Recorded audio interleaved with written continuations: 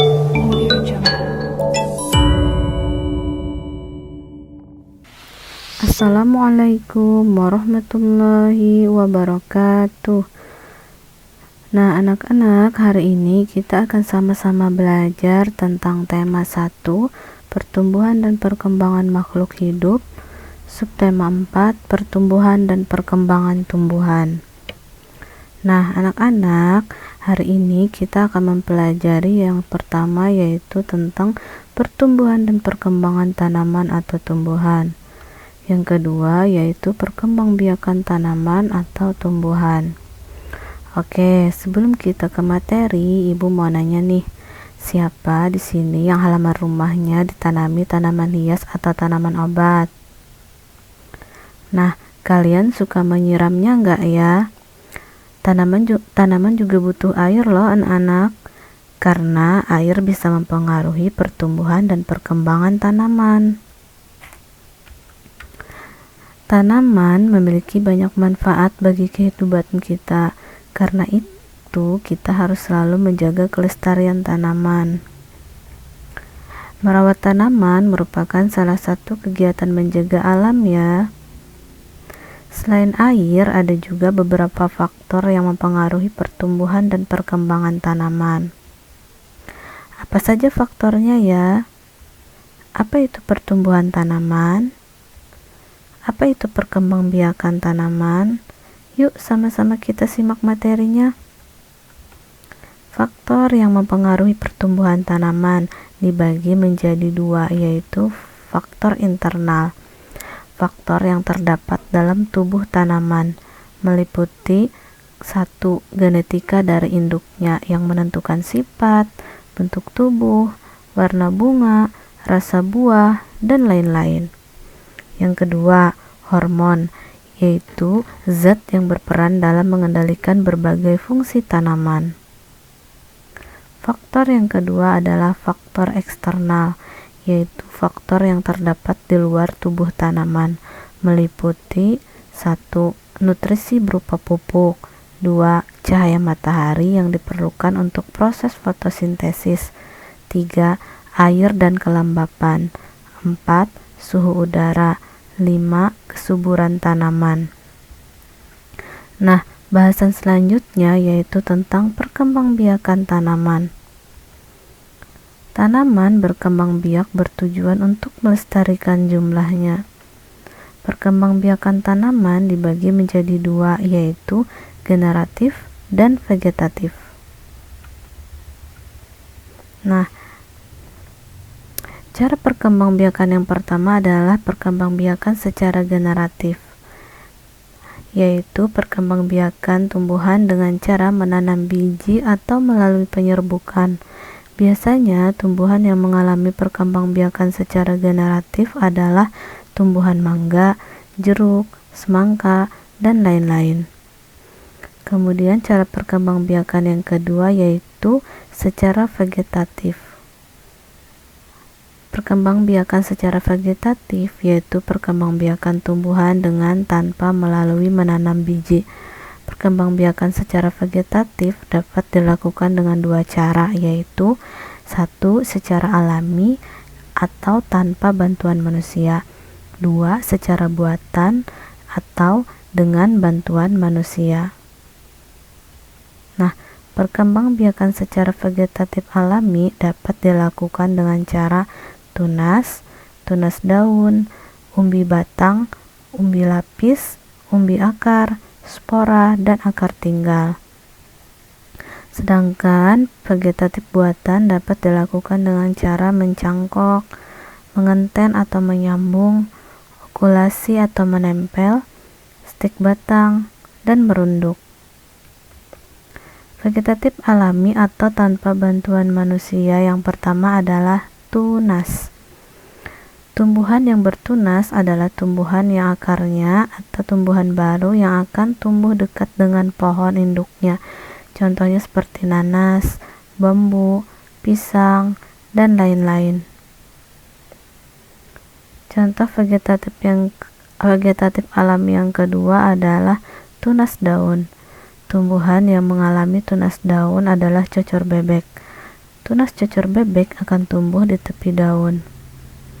Kemudian yang ketiga adalah umbi batang, yaitu batang yang tumbuh dan berkembang di dalam tanah. Contohnya adalah kentang.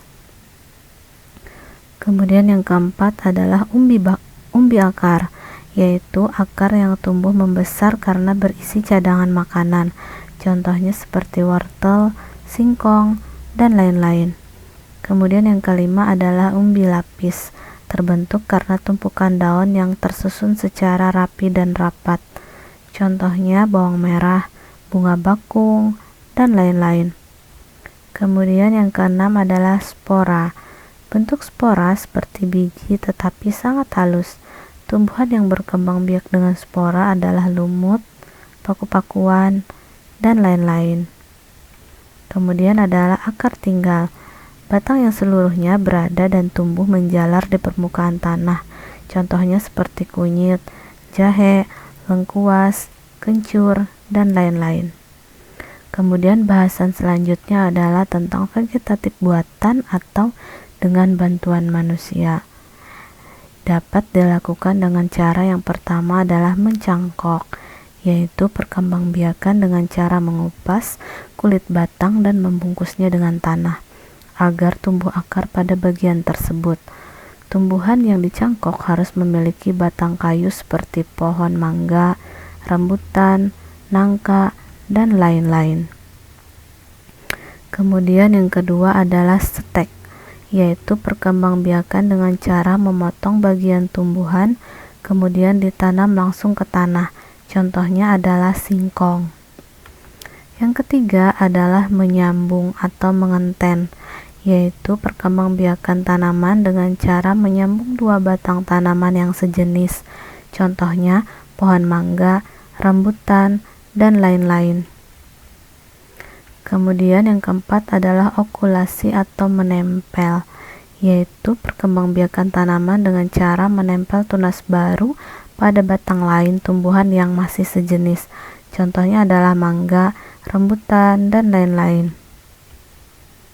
Yang kelima adalah merunduk, yaitu perkembangbiakan dengan cara membenamkan bagian batang tumbuhan ke dalam tanah dan mempertahankan posisi ini sampai tumbuh akar pada bagian batang tumbuhan. Contohnya seperti tanaman stroberi.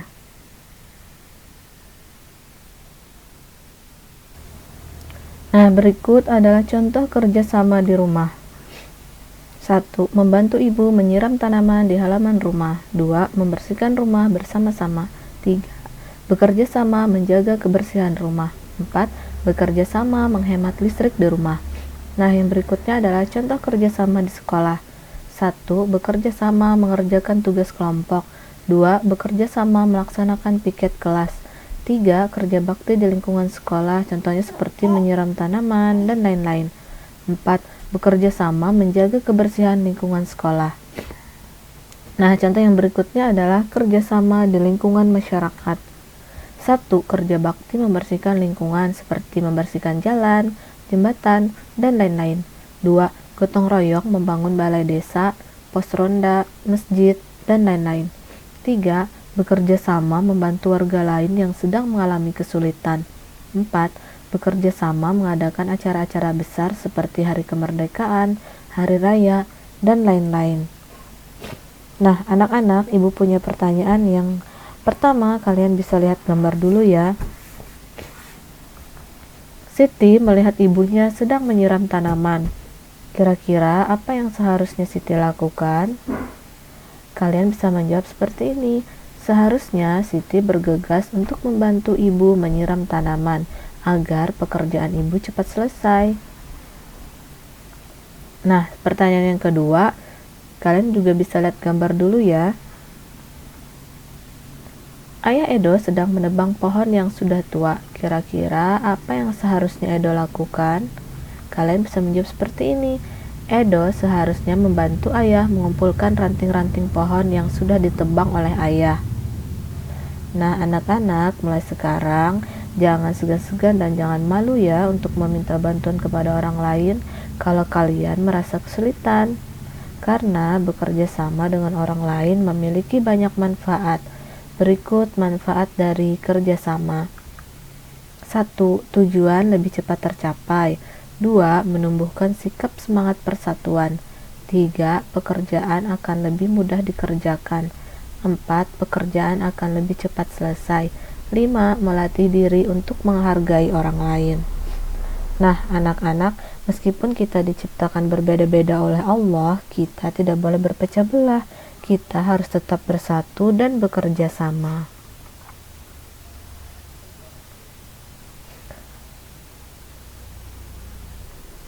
Nah, dalam video ini kita akan sama-sama belajar tentang mozaik.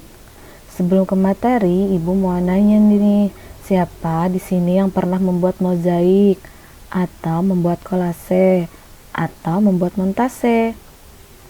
Nah, kira-kira ada yang tahu nggak ya bedanya apa itu kolase, mozaik, dan montase? Nah, hari ini kita akan khusus belajar tentang mozaik. Nah, apa itu mozaik? Untuk anak-anak yang belum tahu, yuk sama-sama kita simak materinya. Mozaik adalah karya seni rupa teknik tempel yang berbentuk 2 atau 3 dimensi untuk menciptakan sebuah gambar dengan menyusun kepingan-kepingan kecil benda berwarna atau potongan-potongan benda dan ditempelkan pada bidang datar seperti kertas, kanvas, dinding dengan menggunakan perekat seperti lem. Kepingan-kepingan kecil yang dapat digunakan untuk menyusun sebuah mozaik dapat berupa kepingan pecahan keramik, potongan kaca, potongan daun kering, potongan kertas, potongan kayu, biji-bijian, cangkang telur, kancing, dan lain-lain. Nah, fungsi dari mozaik itu: 1. Mozaik dapat digunakan sebagai bahan dekorasi. 2. Dengan membuat mozaik dapat membantu mengembangkan daya pikir, nilai estetik, dan kreativitas. Alat dan bahan yang pertama ada 1. Bidang datar, kertas, kanvas, dan lain-lain. 2. Kepingan atau potongan benda bebas seperti kepingan kaca, biji-bijian, daun, dan lain-lain. Kemudian yang ketiga adalah alat perekat seperti lem. Nah, perlu kalian ketahui, mozaik itu berbeda dengan kolase dan montase. Ciri khas dari mozaik yaitu dalam karya seni mozaik, satu tema gambar mozaik hanya menggunakan satu jenis material atau satu bahan saja. Nah, misalkan jika kalian ingin membuat mozaik dengan pecahan kaca, maka dalam satu tema gambar tersebut harus menggunakan pecahan kaca semuanya. Yang boleh berbeda hanya warnanya saja. Nah, yuk sama-sama kita lihat berbagai contoh karya seni mozaik dari berbagai material. Yang pertama, ini adalah contoh dari kepingan keramik. Yang ini dari kancing. Yang ini dari biji-bijian, yang ini dari kepingan kaca, dan yang ini dari daun. Nah, setelah itu kita akan mengingat kembali tentang materi pembagian. Perhatikan contoh berikut ya. Ibu punya buah rambutan nih, jumlahnya ada 10. Rambutannya akan ibu berikan kepada 2 orang anak sama banyak. Kira-kira berapa rambutan ya yang akan diterima setiap anak? Untuk menghitung banyak rambutan yang akan diterima masing-masing anak, kita dapat menggunakan pembagian bilangan. Nah, pembagian bilangan dapat dilakukan dengan 2 cara, yaitu pengurangan berulang dan cara bersusun. Sekarang perhatikan contoh tentang pengerjaan pembagian bilangan dengan cara pengurangan berulang. 10 dibagi 2 sama dengan 10 dikurangi dengan 2, hasilnya adalah 8. 8 dikurang 2, sisanya ada 6. 6 dikurang dengan 2, sisanya 4. 4 dikurangi dengan 2, sisanya 2. 2 dikurang dengan 2, sisanya adalah 0. Pastikan hasil akhirnya sama dengan 0 ya. Nah, sekarang kita hitung ya, ada berapa kali pengurangan 2-nya. 1, 2, 3, 4, 5. Yap, ada 5. Nah, maka hasil dari 10 dibagi 2 sama dengan 5. Jadi masing-masing anak akan mendapatkan 5 buah rambutan. Nah, sekarang kita coba dengan cara bersusun ya. Pertama-tama kita letakkan dulu bilangan yang dibagi di dalam, kemudian bilangan pembaginya di luar. Contoh, 75 dibagi 3 hasilnya berapa? Nah, seperti ini kita kerjakan dulu dari bilangan puluhan ya, dari yang paling depan. Karena ini adalah pembagian.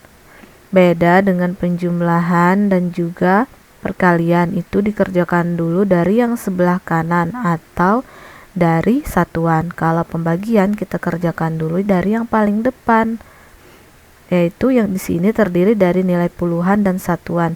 Jadi kita kerjakan dulu dari nilai puluhannya. 7 dibagi dengan 3 hasilnya adalah 2.